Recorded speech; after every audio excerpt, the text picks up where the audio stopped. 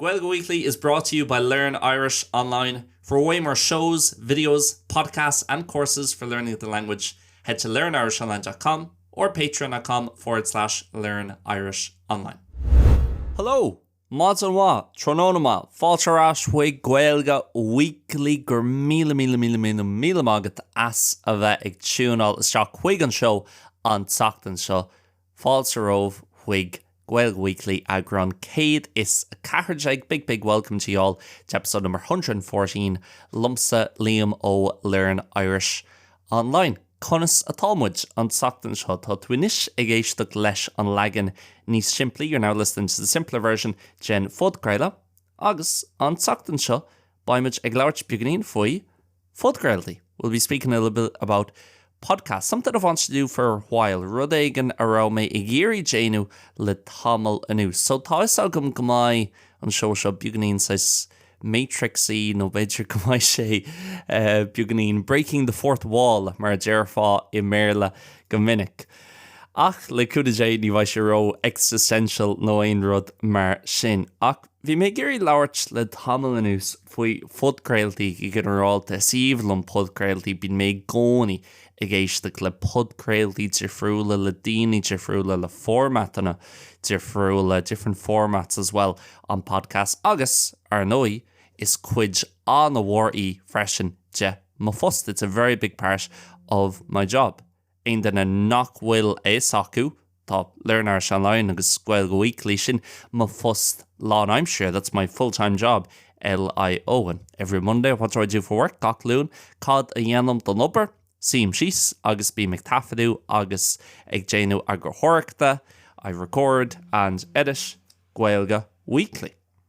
So tá fíor rá agam do Podchraoltaí agus tá le 10 mbliana anús. I've got a real deep love for podcasts, and I suppose I have done for a good 10 years now. Agus tá sé eiste chun smaoinú níl Podchraoltaí ar an bhódach le 10 nó beidir 5 bliana Jake anús. Podcasts are only kind of on the scene for the last 10, maybe 15 years.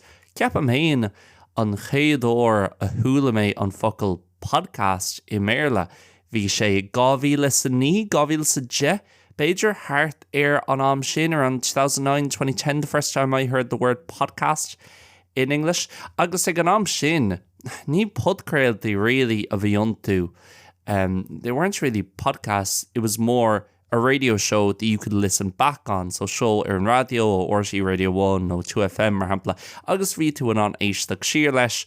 So níl sagam really an goraíonn sé sin mar Podchraoltaí. I'm not sure does that really count as a podcast. No beidir, chuir siad in the best bits, no, an caintear fad, gan an ceol, all the chat without the music they put into one recording or one edit, one package, agus bhí sé le fáil mar Podchraoltaí. Ach ceapam níor éist mé le sais dedicated podcast nach rá buinseach leis an radio that wasn't kind of connected to the radio in any way. In Ainsley, gotí beidir 2014, 2015 hart ar an am sin. So ní I bhád ó hin. It's kind of crazy. Tá sé crackle to think like the internet's been around 30 years. Tá initially in le fáil inis troch a blian. Ag níl Podchraoltaí le fáilach le no beidir 3 ceithre bliana jeag domsa no sin an cuimhne atá agamsa. That's the memory that I've got at least. But I suppose firstly when I think of podcasts, an chéad rud a rihin lum, the first thing I kind of realise or think of nuair bhíonn mé ag smaoinú faoi Podchraoltaí ná an saoirse atá ag buinsló, this kind of freedom that you have with them.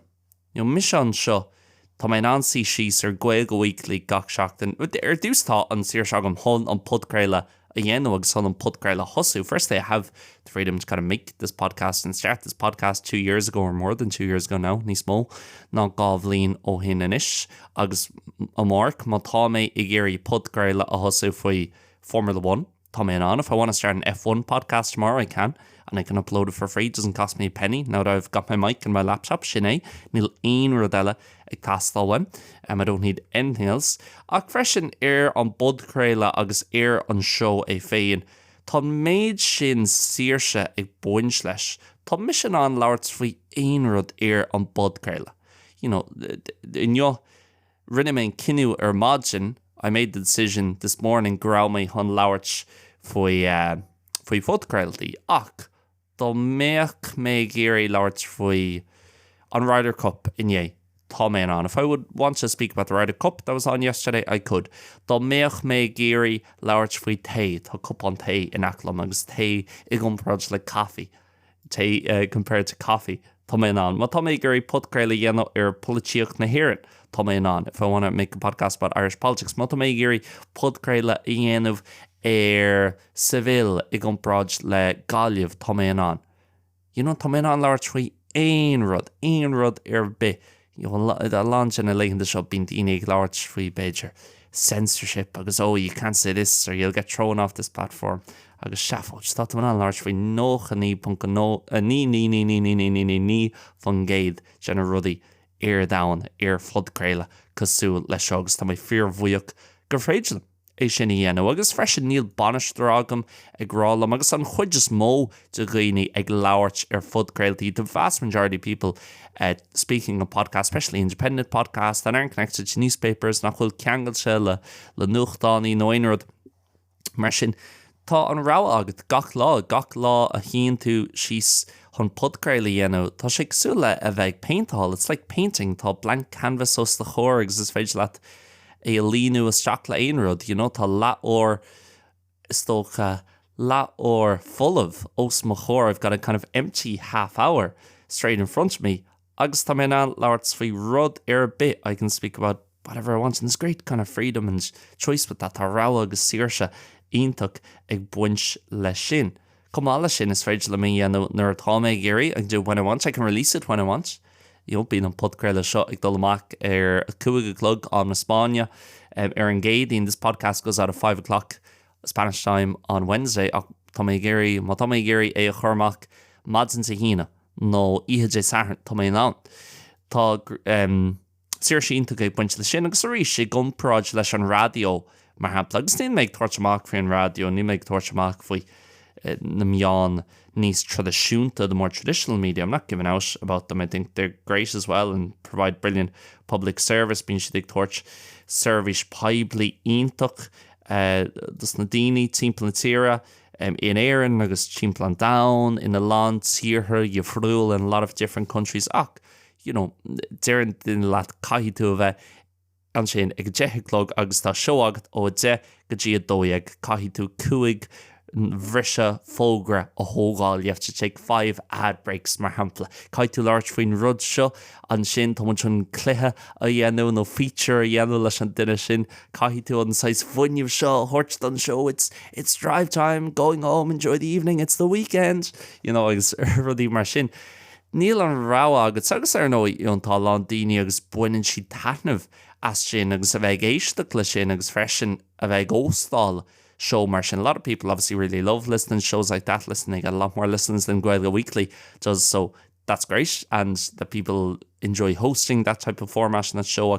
Dumsa tá rud ionach maidir leis an blank canvas sin atá os the chóir mar cruthóir de Podchraolta ach freisin is tócha mar éisteoir as a creator of a podcast, but also as a listener, the freedom you have.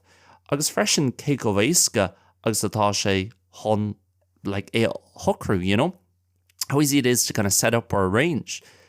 Tá my mic os mo cord jerkanis. Ní léon wires really, tá cable amháin ag dul ó my mic go marivra from my mic to my computer. Agus sinné, tá méid tafiadú ar Audacity.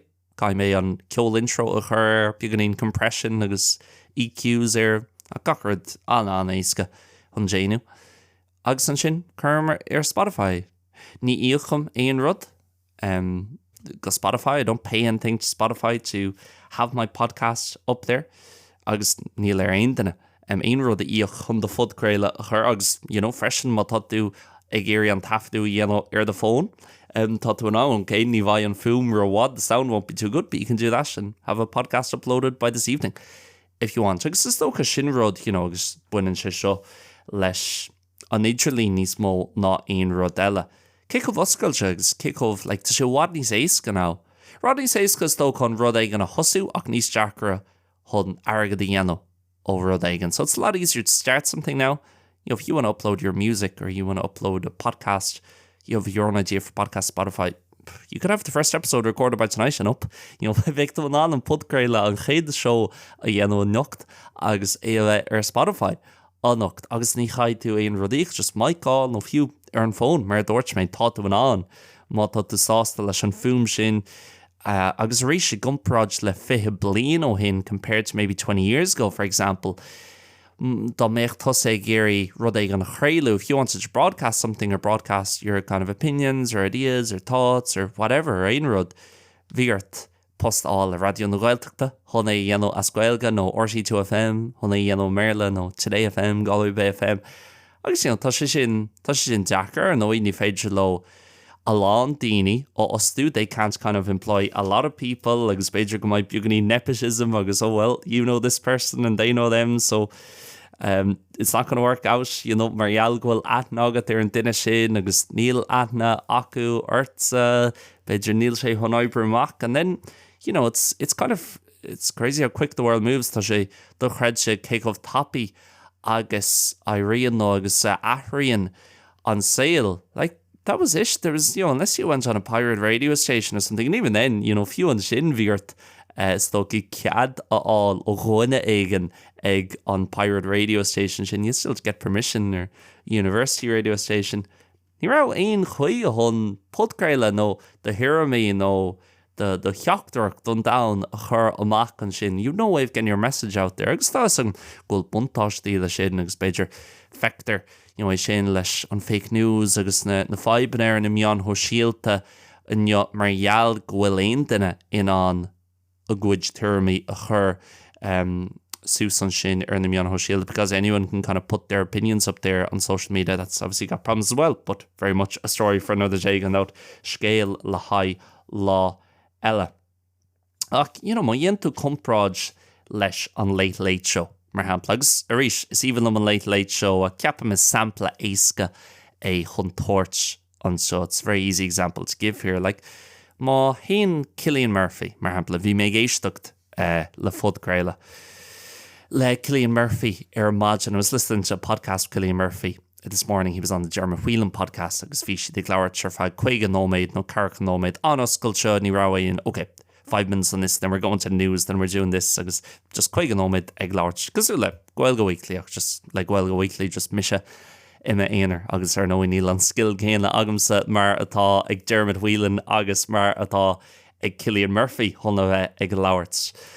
Ach, é sin na gcomhpháirtíocht le Cillian Murphy ar an late show, nó beidir sampla níos fearr fiú ná an Graham Norton show is sasanna.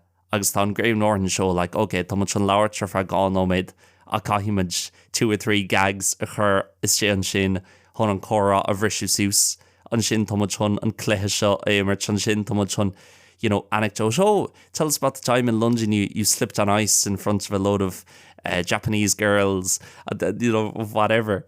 Peirod a down, agus tá sé sin sais pre-planned, tá much an labhairt faoi sin, agus an sin gá nóméid faoi de leabhar nua 2 minutes from your new book, and then stupid little gag here, gag amideach an seo, agus, and then the 10 minutes are over. Or ar an radio mar hampla, má tá muid sé géirí compráid níos géirí a dhéanamh. If we want to do a more direct comparison, I guess, and in between podcasting and something else, idir, bheith craolú or Podchraoltaí agus rud éigean eile, like ar an radio, má tá show agamsa idir hocht agus aní, well, caith mé labhairt ar feadh gá nóméid an sin caith mé show, go leis go caith mé arán chur siúil. I have to push a song on, beidir gá arán ar siúil, an sin tá cúpla fógra, an sin caith mé labhairt ar feadh nóméid na gá eile, ach dúirt den eaglam caith tú labhairt faoi seo tá sponsor agén, so caith tú rud ag an dhéanamh leis an sponsor seo. An sin tá muid an cluiche, call in if you can win the cash machine. Gá nóméid ar sin, agus sin ceart leir, sin just format eile, so níl ag tabhairt amach faoi, I'm not giving out about it. It's just a different way of doing things, and it's more so for entertainment and light listening while you're driving, síimseocht agus rud ag an éasca thoréis do chléis, agus tá ag tamáint nó tá ag whatever a gulper, tá sa siopa agus mar sinse.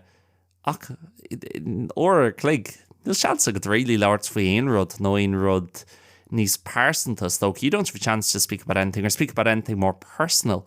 Anyway, in most cases, there's plenty of good shows out there where there are longer discussions and less music and whatever. And I love listening to music on the radio, so I'm not giving out about that. Níl make tuairt amach faoi sin. Ach go gcomhpháirtíocht, Cillian Murphy a bheith an Podchraoltaí sin le Dermot Whelan feadh 50 nóiméad, 40 nóiméad. Tá an méid sin ólas agus an méid sin domsa spragu fresh, and there's so much kind of information, even inspiration you can find in that 50 minutes compared to 10 minutes on the Late Late Show or on the Graham Norton Show. Agus níl aon rud kind of substance, I guess, ar na haglah ar na seóna sin. Arís leis an Late Late Show beidir tá beagnaí níos mó ach I gcomhpháirtíocht le Podchraoltaí. Níl aon compráid. In comparison to a podcast, there's no comparison. And I guess one of the funny things is that if you look at the format of a podcast, classic format podcast, solo format, cosúla Gaeilge Weekly, Gaeilge leabhart ar feadh leat orgs, níl aon rud eile, okay, tá intro, well, níl aon intro music actually, níl aon the shock, tá outro music agin ar feadh 5 second, ag tús an Podchraoltaí during sé. If you like Gaeilge Weekly, you can get more, blah, blah, blah, ar feadh 2 second jeg for 15 seconds. Ach sinné, an chuid is mó sin Podchraoltaí níl ann ach mise ag leabhart má dhéanam pause inis. Níl aon rud ar feadh 2 second, níl aon features, níl aon ceol nó ag teachtas teach agus amach, níl aon tá muid an dul chuig an nuacht, we're going to go to the news now. Níl aon rud, just mise is tócha ag leabhart, just myself kind of speaking.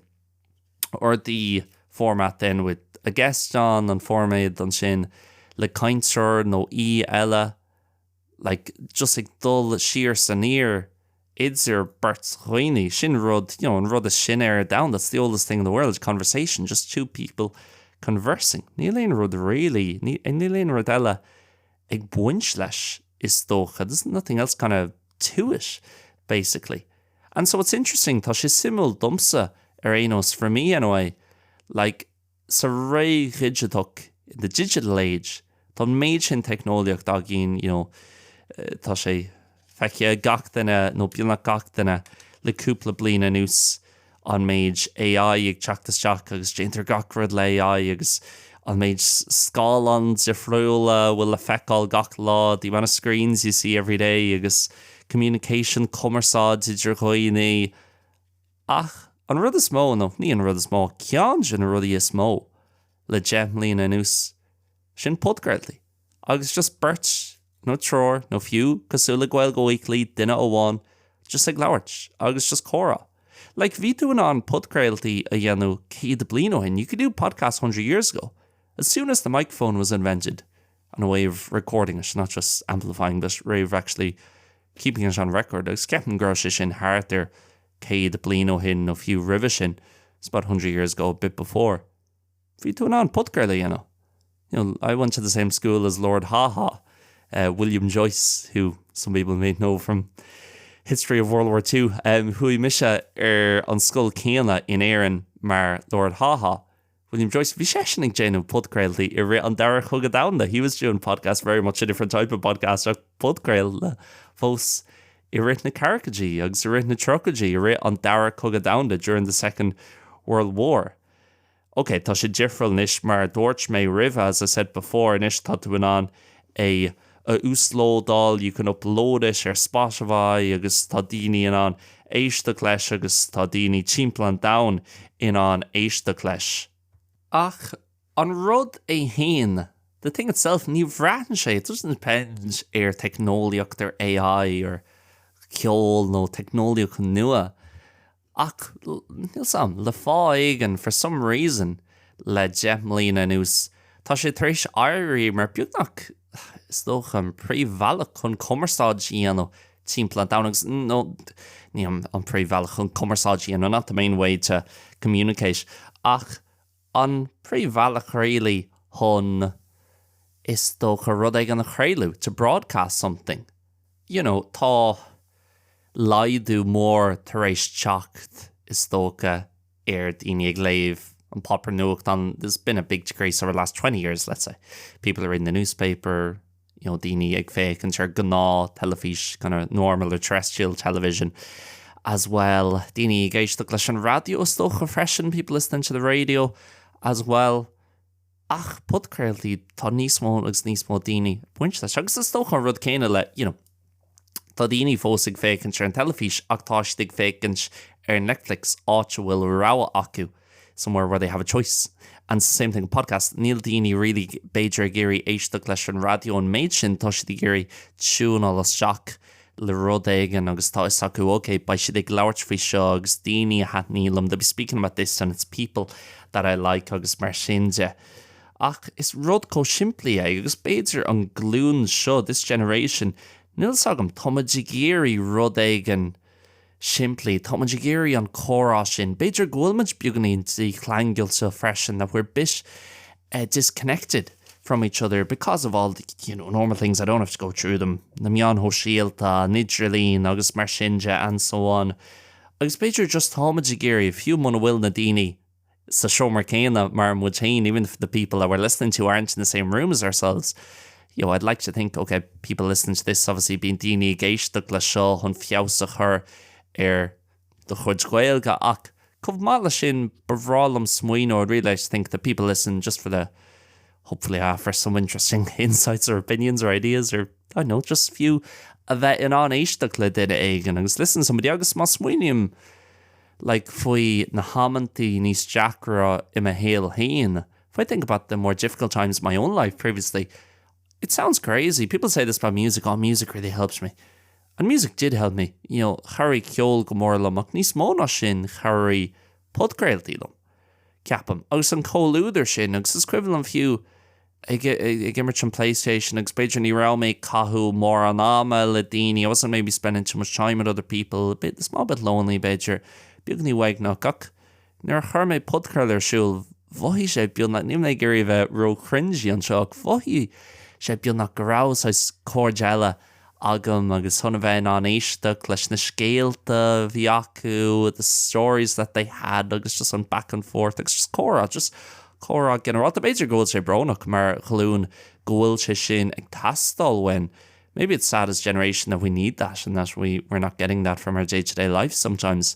Nach bhfuil muid ag fáil an chóra sin ó on our sale léithúil, and maybe that's not the reason why podcasts are big now. Bitter ní sin an fáin on príomháid, the biggest reason, the main reason go bhfuil Podchraoltaí ag éirí níos mó anois. Ach gan ná tá sé simul mar a rís is rud chomh simplí is rud chomh nádartha. It's such a simple and natural thing, but it's become so big over the last 10 years, even in this age of digitalization and AI and crazy technology, brilliant technology, but really powerful technology, technoliacht fear chuachtach freisin. So is stocha an format le Podchraoltaí freisin.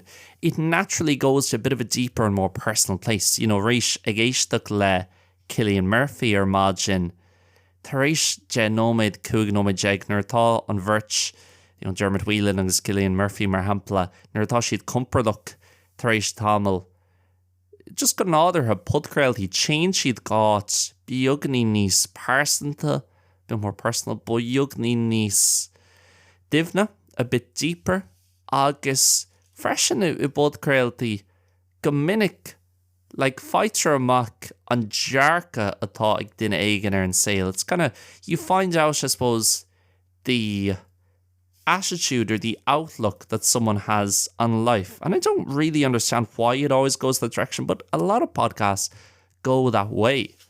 And again, having that time, nuair atá an tám sin agat níl sé, in 6 minutes we have to take a break and we have to talk about your new book, gan sé nóméid caiimiid brise a thógáil agus caiimiid labhairt faoi de leabhar nua. But having that hour, that half hour, 40 minutes, níl aon jeffer, there's no rush, níl aon trúrán madra le, there's no limit in terms of, caiimiid labhairt faoi seo, orintha Péidir, sometimes. Ach, chuid is mó, just córa atá ann, cicomh nádartha agus atá sé agus freisin mar ar Podchraoltaí as a guest on a podcast, ní féidir leat really ein rud chur Gaeilge. You can't kind of act or pretend in regards to anything. You have to be yourself. I mean, it's one thing trying to be a certain personality on show Graham Norton or Jen Nomad agus tá made sin features agus cluichí agus interruptions agus gags agus anecdotes ach le Podchraoltaí just ag labhairt fiú rís lomhéin an seo nó Podchraoltaí eile tá sé an jackar chuna bheith mar chuine eile. It's very difficult to be kind of another person or be acting a bheith ag chur Gaeilge ein rud Podchraoltaí. Just again, the format just doesn't really lend itself is dócha níl an format ro orúnach do sin. So yeah, it was just something I guess on my mind this morning. Vi sé sin main scene imagine thinking about podcasts, think how kind of important a part they've played in my life over the last 10 years. Kick of Tábhachtach agus tá siad le Gemlína News. Of course, Gaeilge Weekly is the biggest thing we do at Learn Irish Online. Tá Gaeilge Weekly mar an príomhrud nó an rud is mó a dhéanamid ag Learn Irish Online agus mar eile sin, mar cruthathóir de Podchraoltaí as a creative of a podcast na leighinn de seo tá sé tábhachtach ar nói. Ach níos mó ná sin a bheith éisteacht le Podchraoltaí agus an méid is dócha an méid de mBéarla hain the much my own outlook ar an saoil atá difriúlanis nó tá beidir bhí soncar ag daoine eile a thula mé ar Podchraoltaí ar an dearcha sin. So it's kind of been affected in some way or molded in some way by things I heard from different people I find interesting and fascinating. Ronnie O'Sullivan, Noel Gallagher, Ronan O'Gara, Cillian Murphy, mar hampla. Daoine difriúil agus insam just thought is mal am an dearcha tácu ar an saoil agus tá méid sin fólamtha agam wehu. Agus few, even if I'm not sure of something or not feeling fully confident, I'll listen to someone like maybe Noel Gallagher, who I really like duine ag an bhfuil alán sim agam unto agus taithníonn siad or taithníonn sé go mórlam. And kind of when I hear that, kind of resets me and says, oh yeah, remember the way Noel looks at life, and it's just don't be worrying about things. Ní fiú é a bheith bortha faoi rudí, be confident and why not be money nach agus cin fáin nach méochtú money nach, and don't overthink things and enjoy. And that's kind of what he exudes, the energy and funniuh atá ag agus freisin is tó caríonn sé freisin dumsa mar ealgamín mé ag cathú a lá náma lo a hain because I spend a lot of time by myself because of my work and I live by myself agus mar sinja like tá má fust lo a hain agus tá mé ima chónaí ima éonar beidir mar ealar sin tá mé níos braham níos mó ar rudaí sa le sin agus bheith éisteacht le daoine eile agus son is tó go tíirmid ar friúla chlustáil to hear different opinions and ideas and to feel more rounded and just to be a bit more educated on life and the way the world works is dócha and I'm talking about events, current affairs, they make large few coursey rathach, just few na bally difriúla a bhíon daoine jailá le rudaí, different ways people deal with things, different things that people prioritize in life, na thosaitheoirí difriúla atá ag daoine sa saoil. That's one of the big things I get from podcasts, as well as the format and the freedom of it, how open it is on format agus cicomhoscailte agus atá sé agus an saoirse ag buint leis. So sin é, ní ceapan go léon rud eile scríofa síos ar my lista on seo. It's ironic that I made a list when I was talking about all the things, how great free-flowing podcasts are, agus nor nach bhfuil plan agat when there is no plan, you can go anywhere, but just a few pointers to keep me on track. Hopefully you enjoyed the podcast, guys. Tá silam gur bhain sibh taitneamh as an Podchraoltaí. Big thank you for tuning in as always. Gur míle mágah as túnal seach mar is gnách. If you enjoy the podcast and would like more just like this, you can head over to patreon.com/learnirishonline and become a member agus chlorú mar wall on sin, or you can head to learnirishonline.com and sign up for one of our courses tá ná chlorú cean na cuasaí atá agin learnirishonline.com. And to ever get in contact with me about the podcast, liam.learnirishonline@gmail.com. The punk meaning dot in Irish, so liam.learnirishonline@gmail.com. Gur míle mágaí as a bheith ag túnál is seach ba mé ag labhairt libh arís an teachtain se thugan. Slán agus bannacht.